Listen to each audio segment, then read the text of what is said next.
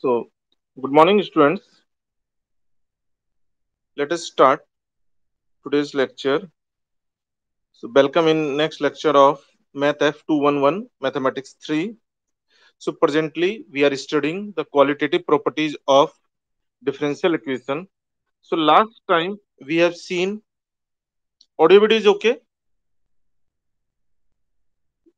We try to understand the quality of the solution or nature of the solution or the properties of the solution with the equation y double dash plus y is equal to 0. So under the condition y is equal to sx is one solution with the conditions s0 is equal to 0 and s dash 0 is equal to 1 and y is equal to cx is another solution with conditions c0 is equal to 1 and c dash 0 is equal to 0. Then after we have determined that c1 cx or c1 cx plus c2 Sx be the general solution. Then from here we have proved the property S dash x is equal to Cx and C dash x is equal to minus of Sx. Then after we have proved the property S square of x plus C square of x is equal to 1. So means we have proved so many properties which is analogous to cos x and sin x without using any trigonometric concept. We have just used the concept of the differential equation, concept of the sign, concept of the magnitude, right? Nothing else.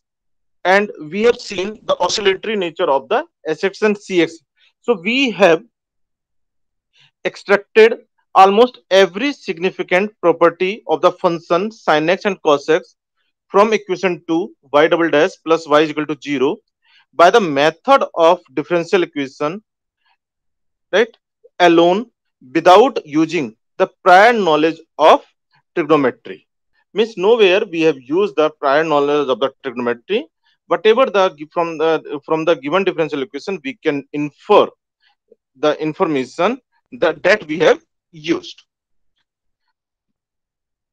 The tools we did use consisted chiefly of convexity argument involving sign. We have in many places we have used the sign, right, whether it is the positive or negative, and the magnitude of second derivative. Means at many places we have used this concept s double dash is equal to minus of s and c double dash is equal to minus of c, second derivative and basic property of the linear equation set forth in the section 14 and 15. Now next, most important theorem.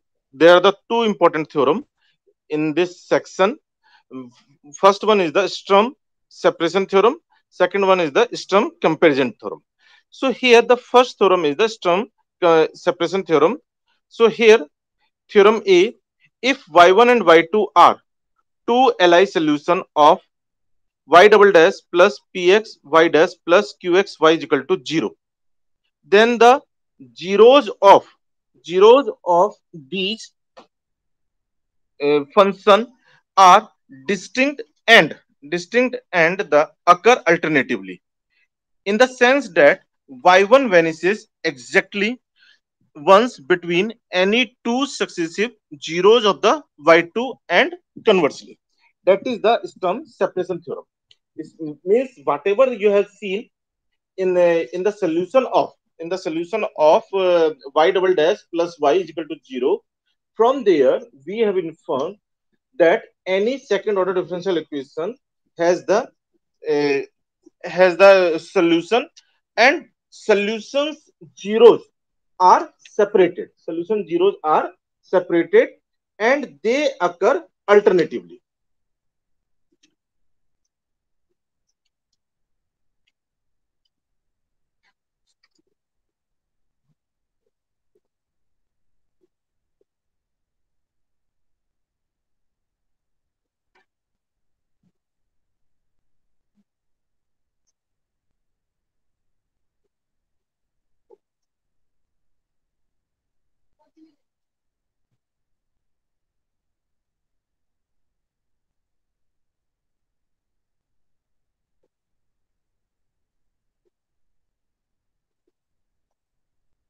So, what is the meaning of this? That if we have this curve, so let us have any shape you take. So let us, it is the shape of the y1x, and this is the shape of the y2x. y2x. So here you can see that zeros of the y1 y2, zeros of y1 y2 are separated, zeros of the y1 y2 are the separated and occurs alternatively.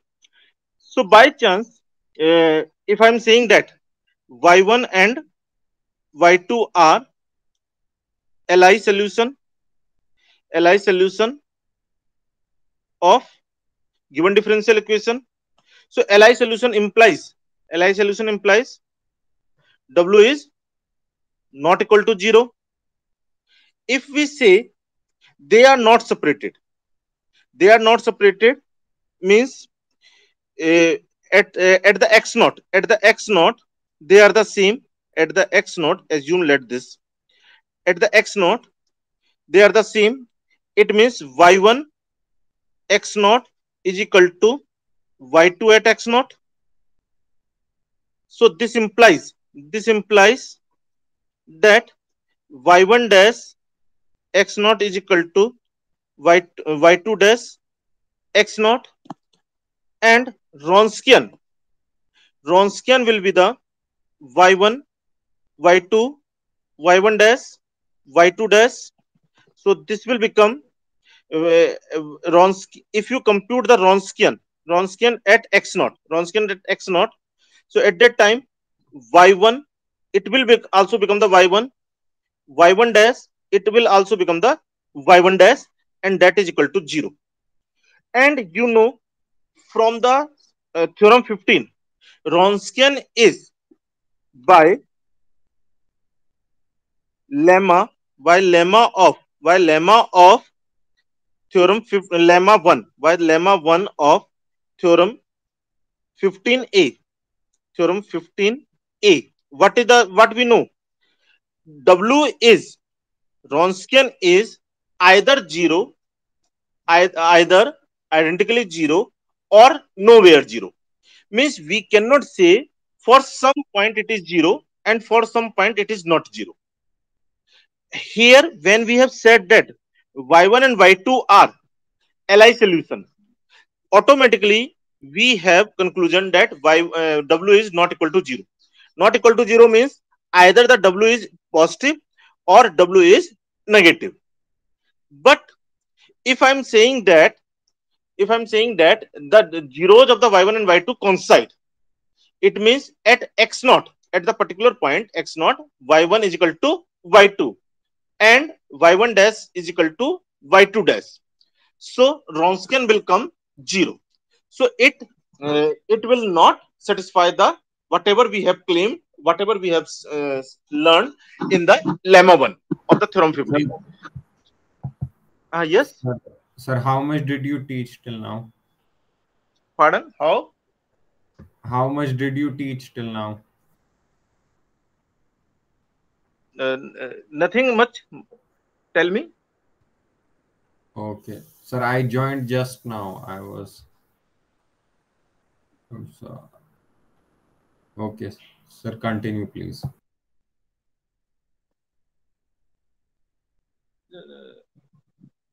Those students had left, I think. Yes, sir. Sir, right now there is only me. There were the 2-3 students. Yes, sir. I joined a little late. I was sleeping, so I woke up just 2 minutes before, sir.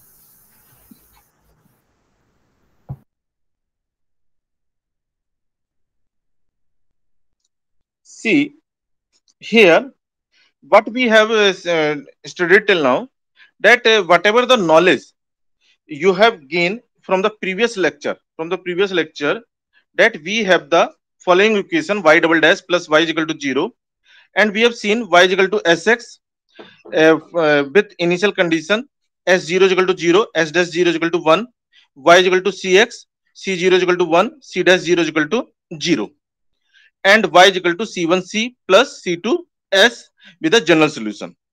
And we have proved the property s dash x is equal to cx, c dash x is equal to minus of sx, and s square plus c square is equal to 1. So and we have seen the oscillatory nature of the sx, oscillatory nature of the sx, and oscillatory nature of the cos x.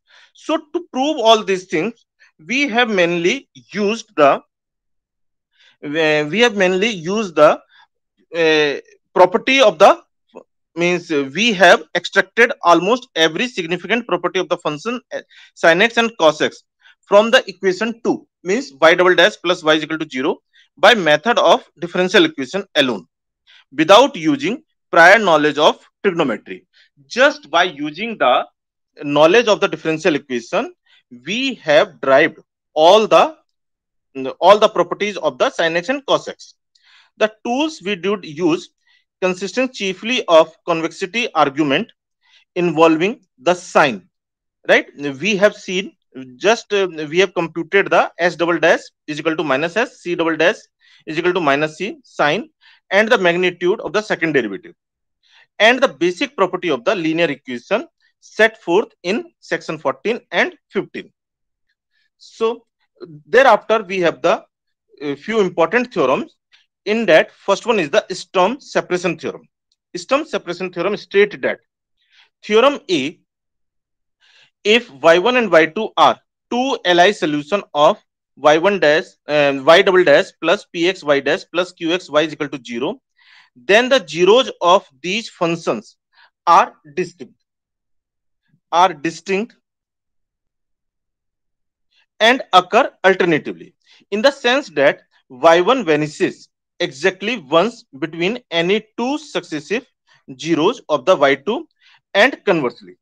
So here what they are saying, that by the theorem, that if it is the Yeah, what curve is of the the, name of the topic?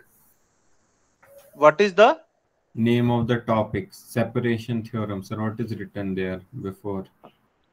Sturm separation theorem. Sir, can you write the spelling?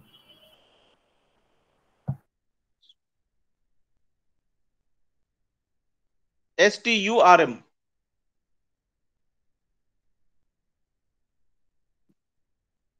Sturm separation theorem. So here, so what is this? That if it is the curve of the y1, if it is the curve of the y1, and if it is the curve of y2, so they are saying that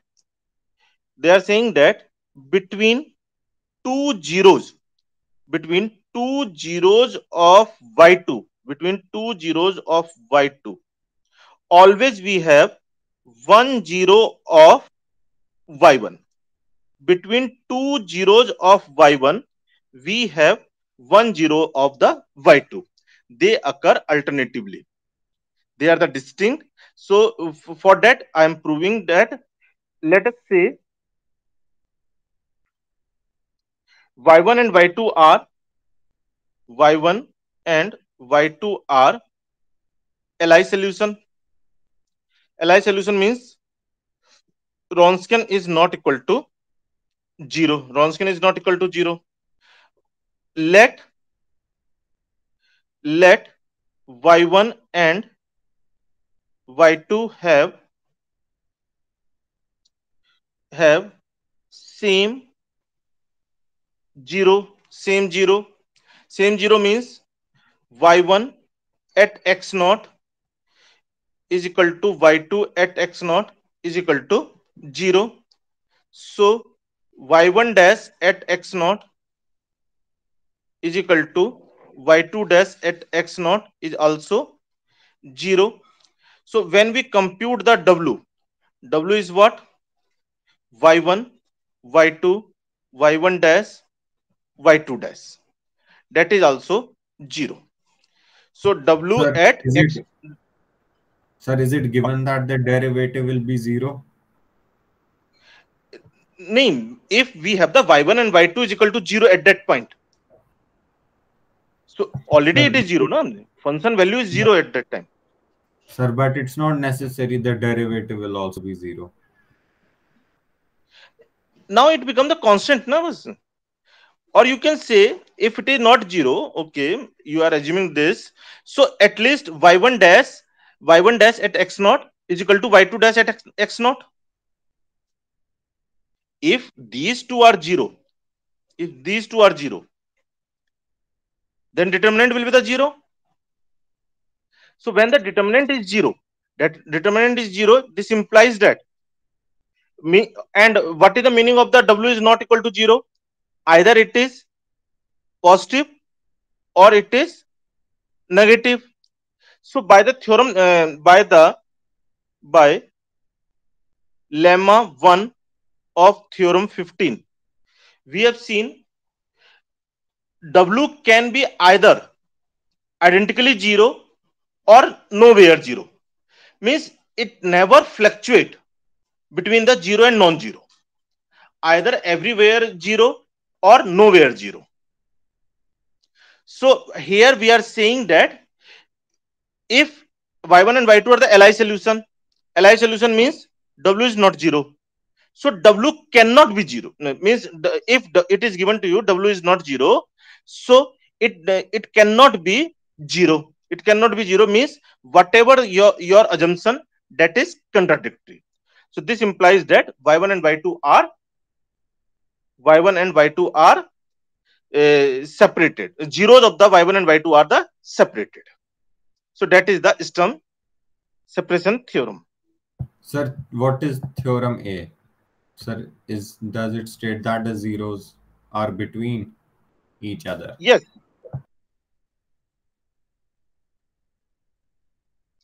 it states that they first 0 of the y1 will come, then we have the 0 of the y1, then in between we have the 0 of the y2 over the x-axis.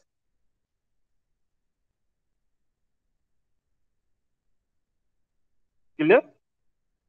For example, we have seen in Yes, case sir. of the sin x and cos x, it is the sine 0, it is pi, it is 2 pi, it is 3 pi, it is 4 pi.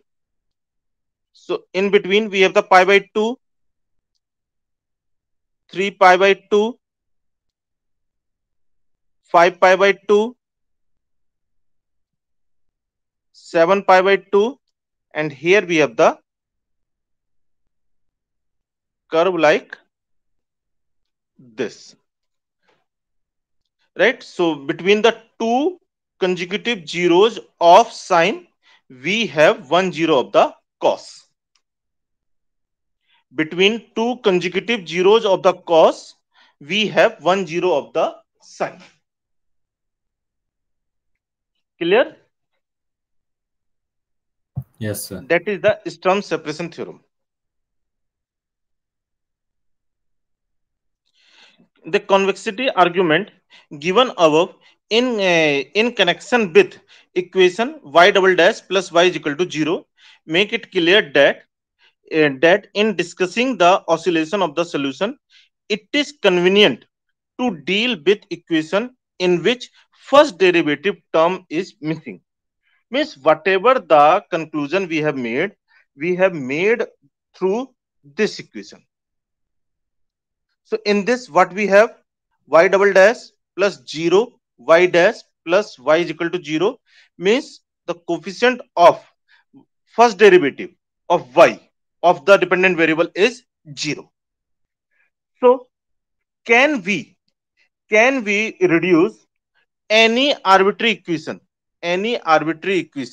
y double dash plus px y dash plus qx y is equal to 0 can be written in the form u double dash plus qxu is equal to 0 where where the coefficient of u dash is equal to 0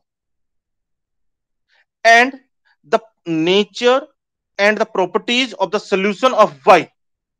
Nature and property of the solution of y, right, or y will not be affected.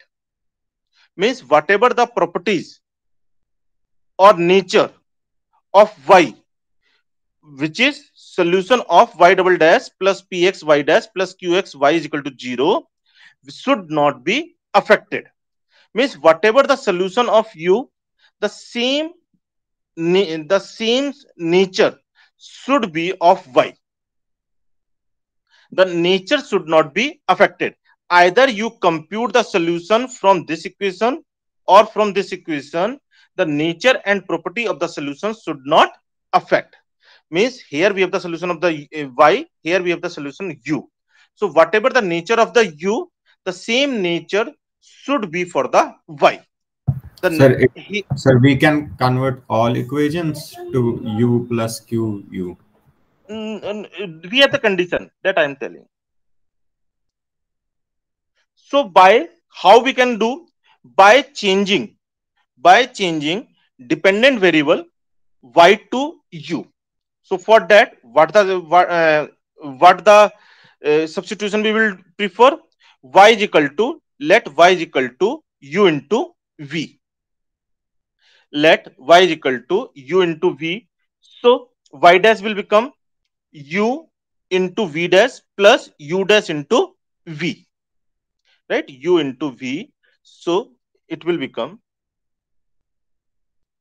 so y dash will be the u into v dash plus u dash into v, and y double dash will be the u into v double dash plus 2u dash v dash plus u double dash v, u double dash v. So when we put in the given equation, y double dash plus px y dash plus qx y is equal to 0. So here we have the y double dash u into v double dash plus 2u dash v dash plus u double dash v into p plus p into y dash. So p into y dash, u into v dash plus u dash into v plus q into y. Q into y means u into v, u into v. So from here, if you collect the term of u double dash, so u double dash will become v u double dash. Then you collect the term of the v dash, v dash, right, v dash. You collect the term of the v dash. So from the first you have the two. We have collected the term of the u dash. So it will be the 2v dash plus p into not this one, p into v. Then what is the remaining term? This is the remaining term, this is the remaining term, and this is your remaining term. So that we have written as v double dash plus pv dash plus qv into u. Now what we want? We want the equation of the form u double dash plus qx into u is equal to 0. It means this can be written as, if you this can be written as v, if you divide by the v, it can be written as u double dash plus 2v dash upon v plus p into u dash plus v double dash upon v plus pv dash upon v plus q into u is equal to 0. And we want this term to be 0. So set the coefficient of u dash to 0. So 2v dash upon v plus pv upon v is equal to 0. So this will give you v is equal to, right? So it will become 2v dash upon v is equal to minus p. So v dash upon v is equal to minus p by 2. So ln of v is equal to minus half integral of the p dx. So v will become e to power minus half integral of the p dx. So if you choose this v, right, v is equal to e to power minus half integral p dx. So our equation will reduce to the normal form, means u double dash plus qx u is equal to 0. It means whatever this portion, this is the qx, this is the qx. So here in the normal form, and here the qx is nothing, qx is equal to the capital Q minus 1 by 4 p square minus half into p dash. How it is coming? So what I have said you, here we have computed the value of the v, here we have computed the value of the v. Now what is the q dash? Small q dash. So small q dash is, so for small q dash is what? Small q dash is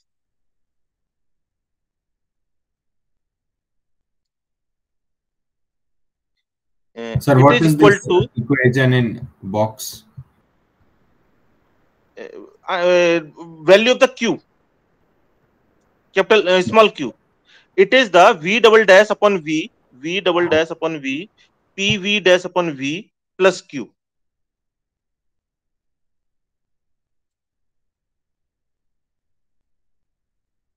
So q dash qx is what?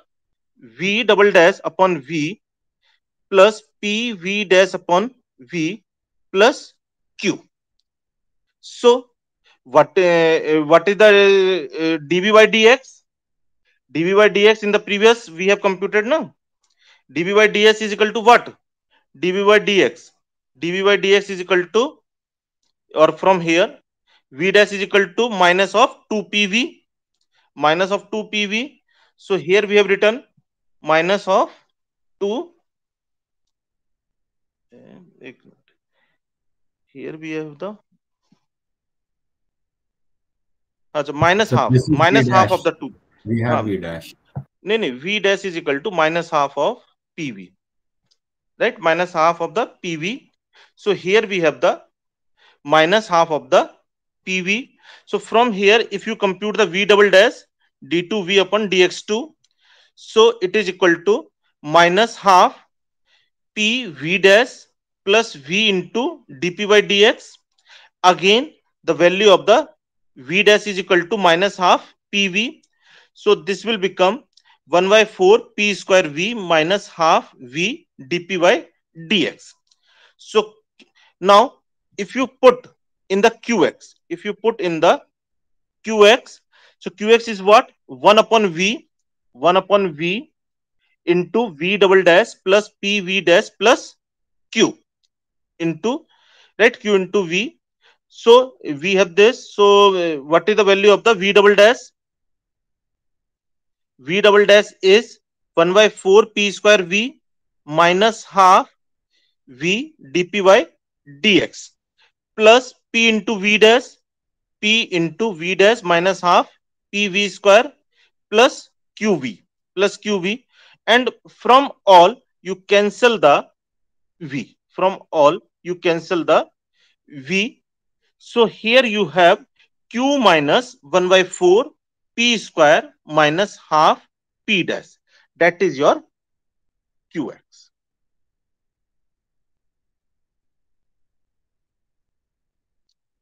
Clear? So here v is equal to e to power minus half integral p dx never vanishes. So if it is not vanishes, so whatever the nature of the y, the same or whatever the nature of the u, the same nature you can observe from the y also. Sir, Be- sir, can you because scroll up? Sir, here we have 1 by 4 p square as positive. So how did it come negative?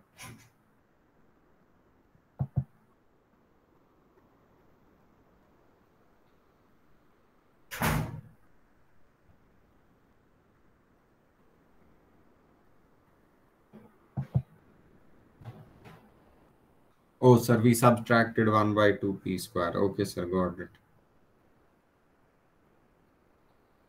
This one, no? These two. Yes, yes, got it. Sir, also, we have not written 1 by v over here. 1 by Sir, you told us to what happened to v. what happened to V? V is this, no? E to power No, minus sir, half, e to power sir, minus in the half integral equation. p dx. So this is the exponential function.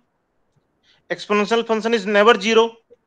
So if it is the never zero, what I want to convey here, let's say here we have the differential equation y double dash plus px y dash plus qx y is equal to 0, and we said that let it is the yx solution. Now we have converted this into the u double dash plus qx u is equal to 0 by the substitution y is equal to u into v, where v is equal to e to power minus half integral p dx. But this substitution we have converted, and here the nature of the u is also this. Nature of the u is also this. Just in this, let this is the graph of the u. This is the graph of the u. In this, you multiply with the e to power minus integral half of p dx. So what will happen? This will converted into this graph. This will converted means whatever the zeros of the u, the same number of the zeros we have the for the y. Same number of the zeros we have the for the y, because we have multiplied with only the exponential function, which is not negative, not 0, only the positive. So only it will magnified, but the nature of the oscillation, nature of the zeros will not change. Means we cannot say its graph will reverse. Its graph will reverse like this, or we cannot say that the graph of the y will be the like this. Whatever the graph of the u, whatever the shape of the graph of the u, the same shape for the y also, because in the y we have multiplied only with v, which is the exponential function, whose value is never 0, never negative. Clear? Sir, I was asking Clear? in qx. Yes, sir, I got this. Huh? Sir, can you go to the notes? Sir, I was asking over here, sir, there is q into v plus 1 by 4 p square v Huh? minus 1 by 2 v. So what happened to the v? V means Sir, this cancel out, na? This sir, where did this 1 by v come from? qx is this only. This is only the q. Okay, sir, got it. Q, either you take the 1 by v, then v double dash plus p v dash plus qv.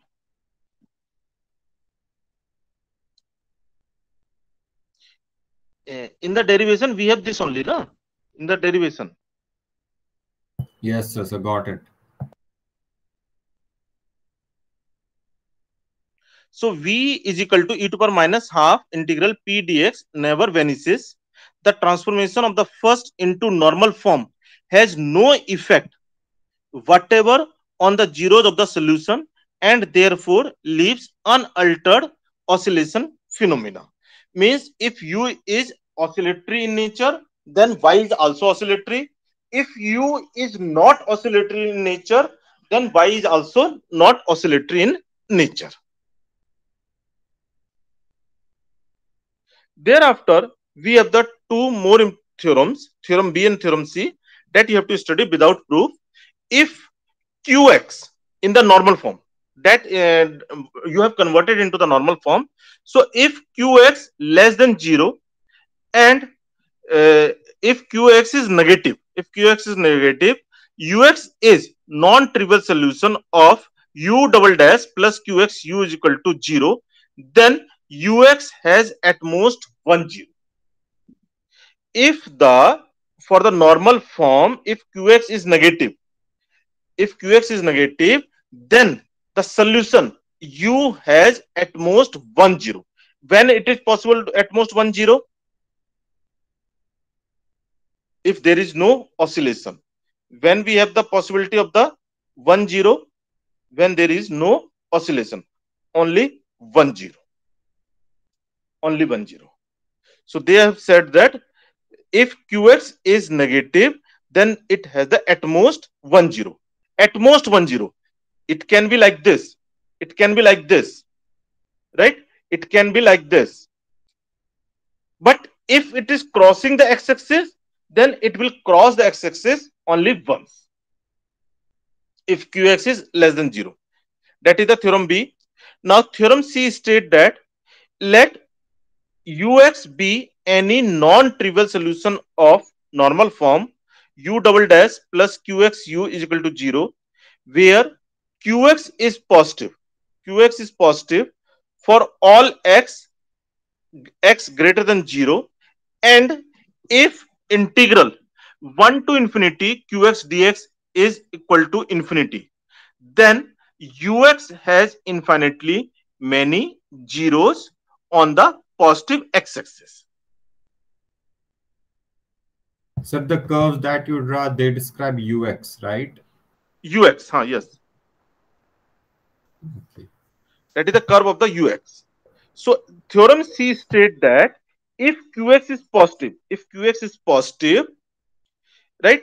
If qx is positive, then the solution of u double dash plus qx u is equal to 0 will be the or has the infinitely many zeros. Infinitely many zeros means it is always oscillatory in nature.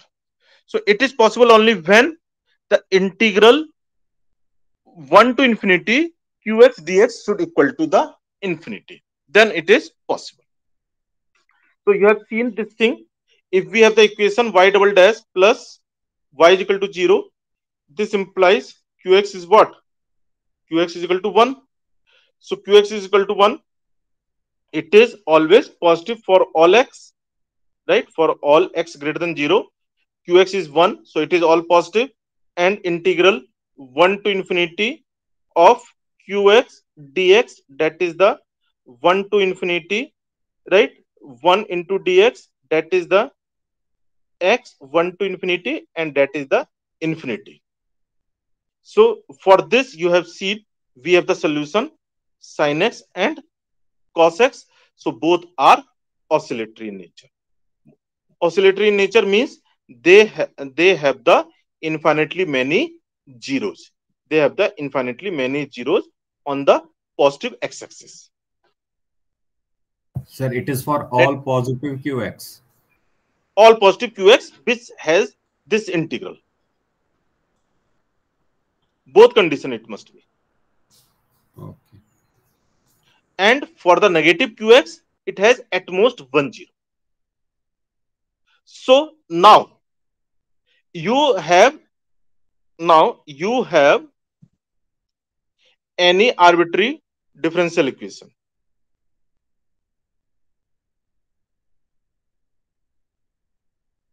You have converted into the normal form,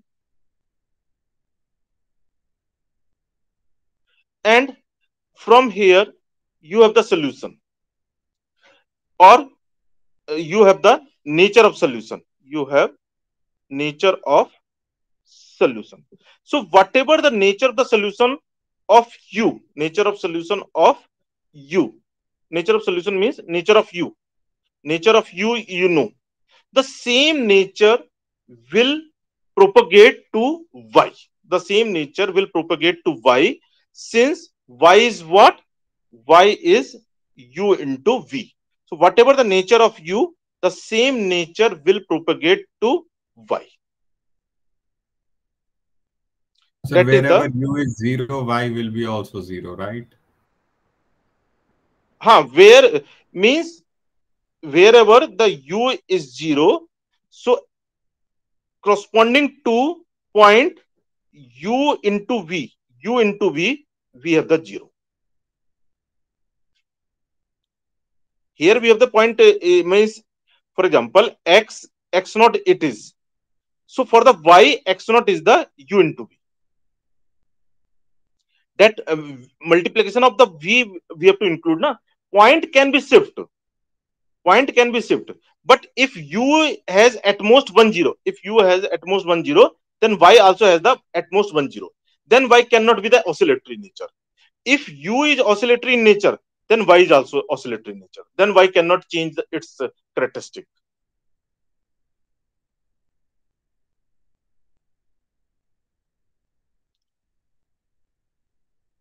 So whatever the nature of the u, the same nature we have for the v. So here we have obtained the normal form of the Bessel's equation. Very famous equation it is: x square y double dash plus x y dash plus x square minus p square y is equal to 0. So Bessel equation is very important equation. We have the complete one chapter for this. So later on it will come. So we have complete one chapter. Use it to show that every non-trivial solution has infinitely many positive zeros. So we have the equation x square y double dash plus xy dash plus x square minus p square y is equal to 0.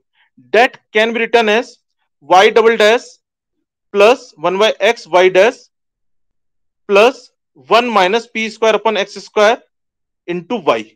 So this will give you capital P, and this will give you capital Q. So px is equal to 1 by x, qx is equal to 1 minus p square upon x square. So let y is equal to u into v. We are transforming our given equation in terms of the dependent variable y to dependent variable u by the substitution y is equal to u into v. So where v is equal to what?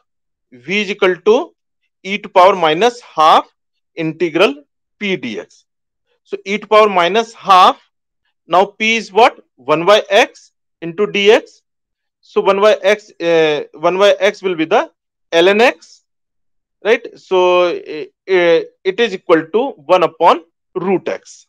1 upon root x. So v will come 1 upon root x. Then u is given by the normal form. U double dash plus qx, u is equal to 0. Where small qx, we have already derived this. It is equal to capital Q minus 1 by 4 p square minus half p dash. Q is given to you 1 minus p square upon x square minus 1 by 4 p square, that is the 1 by x whole square minus half p dash. So p dash will become 1 minus of 1 upon x square. So it will become 1 minus p square, right? Means this is the value of the capital Q, this is the value of the p, and this is the value of the p dash. So this will become 1 minus p square upon x square minus 1 by 4 x square plus 1 by 2 x square. So that can be written as 1 minus p square upon x square plus 1 by 4 x square. So that is our qx. So that is our normal form, right? Later on I will use this equation. So this Sir. is the, yes. Sir, v into u is the solution of the equation. Y is the solution, na? Okay. Y is the solution, na? So y is what? U into v. So that is also the solution of the v. So here u double dash plus qx into u is equal to 0, and it is the normal form of the Bessel equation. Later on also I will use this again, Bessel's equation, normal form of the Bessel's equation. U double dash plus 1 plus 1 plus 1 minus 4p square upon 4x square into u is equal to 0. So now we will check the nature of the q. This is the qx. So now we will check the nature of the q. So if p is equal to 0, if p is equal to 0, then what will happen? If you put p is equal to 0 here, so it will become 1 plus 1 upon 4x square into u. At that time, if p is equal to 0, qx will be 1 plus 1 upon 4x square. If p is equal to 1, if p is equal to 1, at that time qx will become 1 plus p square is equal to 1.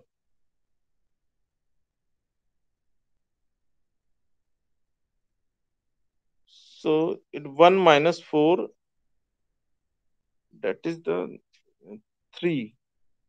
3 upon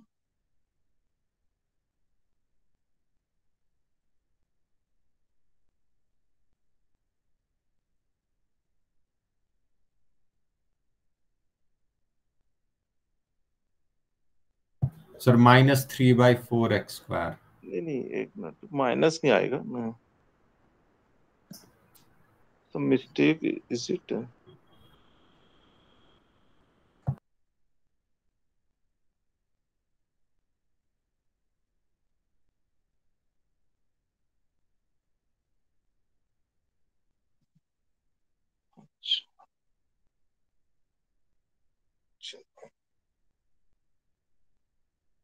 It is the 1 minus 3 upon 4x square. So you can see that qx, when p is equal to 0, so qx is what? Always positive for all value of the x. It is always positive for all value of the x. And it, since this factor is less than 1, as you increase the value of the x, so 1 minus lesser value will always be the positive. It will always be the positive. Why have you So this written is x greater than 0? on the positive side. Always we take the zeros on the positive side.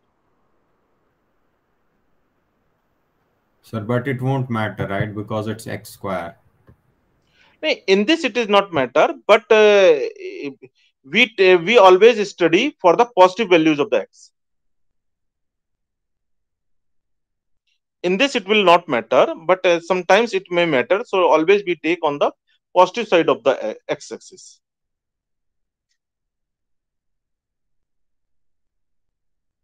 So it is given to you that integral means qx is positive, the first condition of the theorem C, and integral 1 to infinity of the qx dx, integral 1 plus 1 by 4 x square into dx 1 to infinity is equal to x plus 1 to infinity, and that will give you infinity. Similarly, integral 1 to infinity qx dx, integral 1 to infinity 1 minus 3 upon 4x square dx. So that will give you x 1 to infinity, that is also infinity. So when p and p is equal to 0, p is equal to 1, then we say they have the, by the theorem C, by the theorem C, by theorem C, by theorem C, u has infinitely many zeros, infinitely many zeros.